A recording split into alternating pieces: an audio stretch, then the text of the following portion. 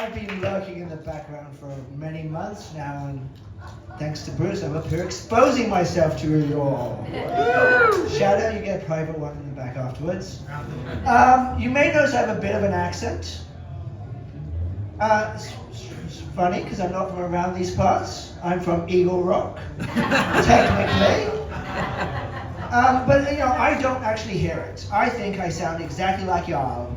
You know? Because I've been here so bloody long now. It's like I'm confused about what is English and what's American. You know? Like the pronunciation of things. Is it schedule or schedule? Basil or basil? Masturbate or wank? Then there's the words. I've got in touch with some of the words. Like you people say eggplant. British people say aubergine. You say zucchini. I would say courgette. You say Kim Kardashian, I say cunt. You know? I don't really like my accent now, honestly. I don't like it, you know? Some people would say it's transatlantic. I just think it's a double accent. Bit gay, bit English.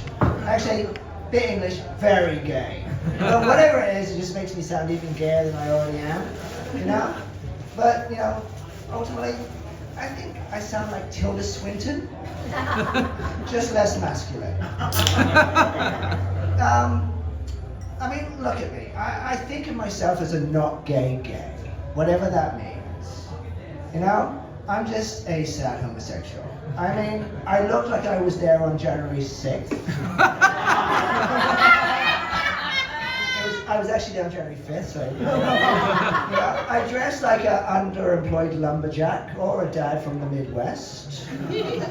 Maybe it's wishful thinking, because I just want to get hammered by some lumberjack and call him my daddy. Problem there is, lumberjacks aren't known for using hammers. It's a thinker. I don't know. It's like, I collect action figures. Yeah! No! Star Wars action figures! I really hate myself. I really do. You know, I wish I was an alcoholic, because there are support groups for that.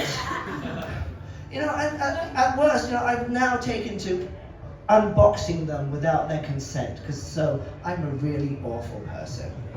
You know, I hang out more with my dogs. I train puppies, and I have 3 dogs. I hang out more with a pack of dogs than I do any gaggle of gays. I mean, sure, there's less humping, but much fewer unwanted opinions. And, you know, for a gay guy, this is my biggest reveal. I don't have a single dick pic on my phone. Wow. That's a reveal, that's the truth. Not my dick, not your dick, maybe your dick. You know, so I've just got a phone full of toys and dogs. So I'm really not fucking gay. I'm just in 4th grade. But, you know, I do want to belong. I do want to belong to one of the cliques. You know, and I've aged out of being a cub. You probably think jock, and you're like, I throw like that. You know? Twigs, twerks, Twixes, chubs, pumpkins. Know what pumpkins are? No. Ginger chubs, orange and soulless, just like Trump. Muscle daddies, obviously, Joe Rogan when he bottoms.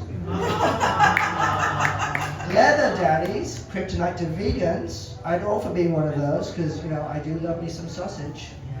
Italian and chorizo. So what am I?